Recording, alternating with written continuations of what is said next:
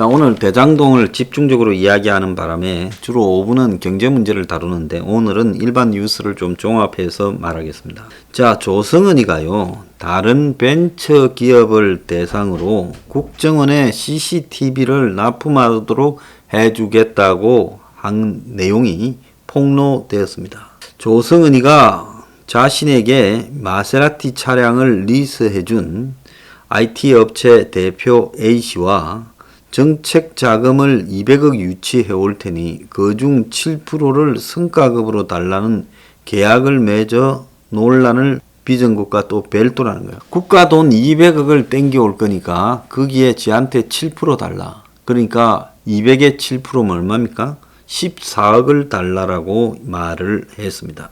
자, 그런데 조 씨는 이 B이사가 이런 이야기를 한 데 대해 국정원 이야기는 꺼낸 적이 없다고 완강히 부인했다는데, 이 무선 폐쇄로 TV, CCTV 벤처기업인 B이사는 어제 중앙일보에 지난 7월 조 씨로부터 국회와 중소기업 벤처부 인맥을 이용해 정책 자금을 알선해 줄 수 있다라는 제안을 받았고, 조 씨가 CCTV 제품을 국정원에 납품하는 것을 중개해 줄 수 있다라는 제안을 했다는 거예요. 그래서 B사는 관공서 영업에 도움을 줄 수 있는 영향력 있는 인사라는 업계 에이전트의 소개를 받아 이 조성은이를 만났다고 합니다. 그래서 이 조성은이가 정부 부처에 산하기관이 예산이나 공공기금을 재원으로 해서 시장보다 낮은 금리로 기업에 대출하거나 투자하는 것을 정책자금이라고 하는데 그걸 200억을 끌어주겠다. 이렇게 말까지도 했다는 거예요. 자, 중앙일보 내용을 보면 조성은이가 서울 스퀘어의 한 1층 한 카페에서 이 B사 대표 김모 씨를 지난 7월에 1시간 30분 면담을 했다는 거예요. 자, 스퀘어 빌딩, 과거의 대우 빌딩이죠. 서울역 앞에. 이 4층에는 조성은의 사무실이 위치해 있다는 거예요. 그래서 조성은과 김 씨가 왜 만났고 어떤 대화를 나눴는지에 대해서는 양쪽의 말이 엇갈렸답니다. 자, 조성은이는 여의도 IFC 몰에 올마이티 미디어인가 뭘 한다 하더니만 또 그 스퀘어에도 자기 사무실이 있는 모양. 자, 그래서 이 B사 대표는 평소 알고 지내던 한 에이전트로부터 영업에 도움을 주겠다라는 제안을 받고 조성은이를 소개받았다며 조성은이를 만나 납품할 지방자치단체를 소개해달라고 부탁했다라고 말을 했습니다. 김 씨의 이야기를 들은 조 씨는 그 자리에서 국회 정부 측 인사들과의 인맥을 내세우며 도움을 줄 수 있다라는 뜻을 밝혔고, 국회 산업통상자원 중소벤처기업위원회 국회의원도 알고 중소기업 벤처부 쪽 사람도 아는데 자금이 필요하면 알선해 줄 수 있다고 했고, 무선 CCTV를 국정원 같은 데 설치하면 좋겠는데 알아봐 줄 수도 있다라고 말도 했습니다. 그러니까 이 조성은이한테 마세라티를 대여해준 A사의 에이전트처럼도 띄었고, A사와 정책자금 200억도 유치해 줄 거니까 계약을 7% 수수료 계약을 달라 한 것과 별도로 또 B사한테 접근을 해서 이런 말을 했다는 겁니다. 그래서 B사도 연매출이 A사처럼 10억도 안 되는 중소벤처기업이고 2020년 말 자산이 11억 8,200에 불과한 회사입니다. 그리고 직원 수도 3명에 밖에 없어요. 영세 벤처기업인데 이 박지원과 친분이 있는 조성은이가 여기에 접근해서 정책자금 200억 유치와 CCTV 납품이라는 말을 했다는 겁니다. 올 7월에요. 그래서 여기 김 씨가 조성은에게 도와달라 하고 헤어졌는데 그 직후 같은 자리에 있던 에이전트가 조 씨는 실제 여기저기 아는 사람이 많고 아버지가 검사 출신 변호사라 B사에 좋은 기회가 될 수 있다고 강조했고, 회사로 돌아온 김 씨는 B사 제품 소개 자료를 조성은이한테 보냈는데 이후 연락이 끊겼는데 끊긴 그 시점이 뉴스버스에 그 자료를 준 타이밍과 겹친다는 거예요. 자, 그런데 B사의 다른 임원은 조 씨가 너무 어리고 말에 신뢰가 들지 않아 더 만나지 않은 거라고 말을 했는데, 조성은은 B사 대표 김 씨가 건설회사 등에 납품하는 것을 도와달라 하길래 건설 쪽은 잘 모른다 하니까 국방부에 아는 사람이 있으면 뚫어달라는 이상한 소리를 하길래 만난 적이 없다. 그러면서 국회와 중소기업 벤처부 아는 사람이 많다고 한 적도 없고 국정원 이야기는 꺼낸 적도 없다. 자, 많은 사람이 있는 자리에 그런 말을 했겠느냐. 허위사실 퍼뜨리면 법적 조치를 해야겠다고 말을 했답니다. 그런데 조성은이가 지난 4월 달에 벤처기업 A사와 정책자금 200억을 유치해오면 7%를 주겠느냐. 그리고 회사 지분 20%도 별도로 달라. 그리고 법인 리스 차량 마세라티 기벌리를 제공받는다라는 내용의 계약서를 쓰고 등기 임원에 취임을 했다는 겁니다. 그래서 이 공무원에게 알선한 결과로 청탁한 결과로 대가를 받는 것은 알선수재 변호사법 위반이 될 수 있다는 겁니다. L사 실소유주는 10원짜리 한 장 들고 오지 않았고 임의로 마세라티를 타고 다니는데 사기를 친 거라고 말하고 있고, 이를 두고 조성은이는 합법적 컨설팅 계약이었다. 그러면서 A사 자기가 취임 이후에 횡령 탈세가 있어서 업무를 할 수 없었다. 이렇게 말을 하고 있습니다. 자, 조성은이가 완전히 브로커를 하고 다녔는데요. 조성은이가 A사하고 맺은 계약을 분석해 보니까, 자, A사에 투자를 유치해주는 대가로 그 투자금의 7%를 보수로 받는다. 그래서 약속한 금액이 200억 가량이었다는 겁니다. 그리고 같은 날 맺은 주식 정려 계약서에 따르면 100억에서 200억 이상을 유치해오고 기업 가치를 500억에서 1000억 규모로 만들겠다라고 말을 하고, 이런 목표를 달성하면 A사가 조성은이에게 주식 20%를 넘기겠다라고 약속했다는 거예요. 자, A사는 2020년 말에 자산이 3억 1천만 원에 불과하고 그 자본이 1억 3,700, 부채가 1억 7,400입니다.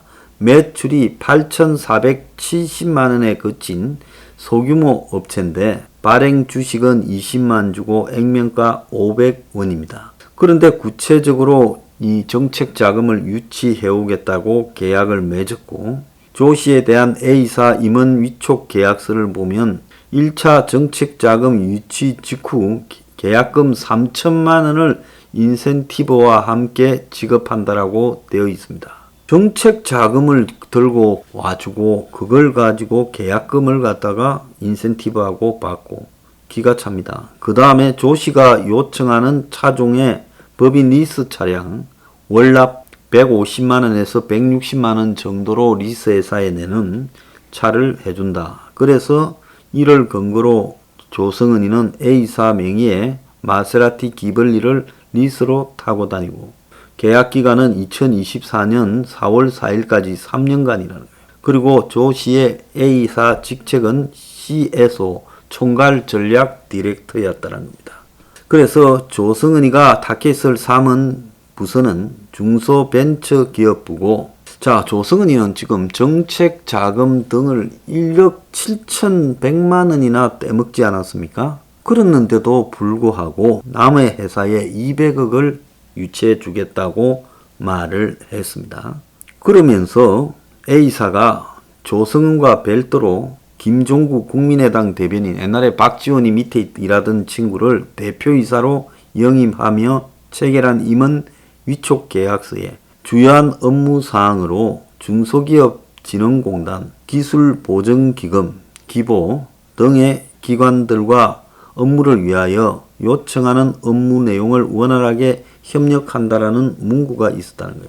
그래서 이 국민의당 박지원이가 대표를 했던 그 당의 대변인과 조성은이가 4월 8일 동시에 A사에 취업했고, A사의 등기 임원은 현재까지 이 두 사람밖에 없다는 거예요.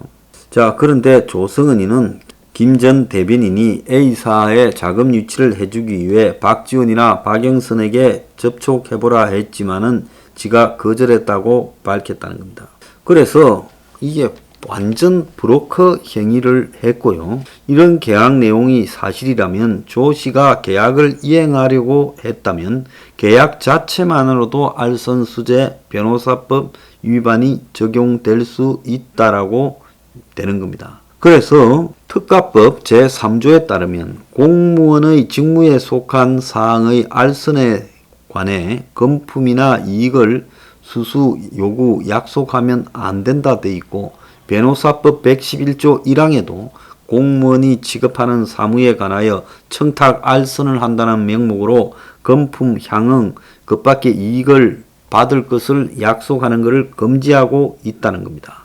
자, 그래서 지금 어느 기관에서 거절낼 건지 명확하지 않아 지금 알선수재라고 할지 안 할지 애매하긴 하지만은 어쨌든 조성은이가 이런 짓거리를 하고 다녔다. 그래서 A사 최대 주주인 이모 씨는 조 씨와 조성은과 김 전 대변인이 사기를 쳤다라고 말을 하고 중앙일보에 10원짜리 하나 유치해 오지 않고 리스 차량도 반환하지 않고 있어 10월 5일 임시 주총을 열고 조성은을 해임한 뒤 마세라티를 되찾아오겠다.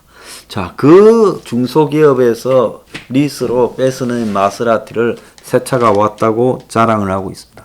그럼 앞에 타고 다니던 빨간 벤츠는 또 어디서 나온 건지 내 묻고 싶어요. 그래서 조성은을 사기로 고소할지도 검토 중이다. 그리고 김 전 대변인이 즉 대표가 된 자는 그만두겠다고 했다는 겁니다. 그러면서 이 사주인 이 씨는 이런 식의 피해를 본 기업이 더 많이 있는 걸로 알고 있고 조성은이 계약 전에 다른 여러 기업에 비슷한 도움을 줬다라고 말을 했다. 이렇게 지금 주장을 합니다. 조성은은 중앙일보와의 통화에서 문자 메시지로 정책 자금을 유치한다고 업무를 계약한 것은 A사가 처음이고 다른 회사들의 성장 분야에서 일을 하긴 했다. 조성은이 정도를 데려다가 회사에서 써먹으면 뭘 써먹을 수 있을까요? 그래서 A사와 맺은 계약의 성격을 놓고 합법적으로 정책 자금의 신청 등에 관한 절차를 설명해주는 컨설팅이었다. 그거 모르는 사람이 누가 있어요? 기업하면 전부 다 합니다. A사 주주와의 최대 주주와의 갈등에 대해서는 회사 사정을 살펴보니 횡령 탈세 정황을 발견해 문제를 제기했고 자금 유치를 할 수 없었다. 그런데 이 씨가 부당하게 나가라고 한다. 이렇게 말을 했고 이 씨는 헛소리라고 이야기를 하고 있습니다. 왜 그럼 차는 안 돌려줬냐고 하니까 지금 리스 계약을 해지하면 대표이사인 김 전 대변인이 위약금을 다 물어내야 되기 때문에 A사는 명의만 제공했고 차량 비용은 지가 다 내고 있다. 그렇게 말합니다.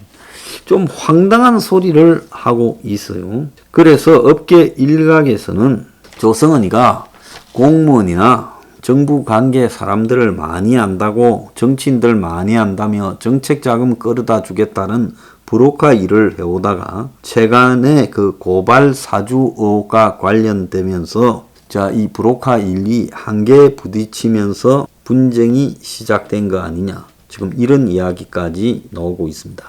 참 대단한 애라고 봅니다. 이런 애를 만나가 수시로 주요한 정보를 이야기하고 밥을 먹고 그러니까 이런 애는 그걸 어떻게 이용하겠습니까? 그걸 자기가 돈을 버리고 사기치는 쪽으로 써먹으려고 하지 않겠습니까? 이 모든 조성은의 부분은 박지원이한테 나왔다. 지금 그렇게 보이는 거예요.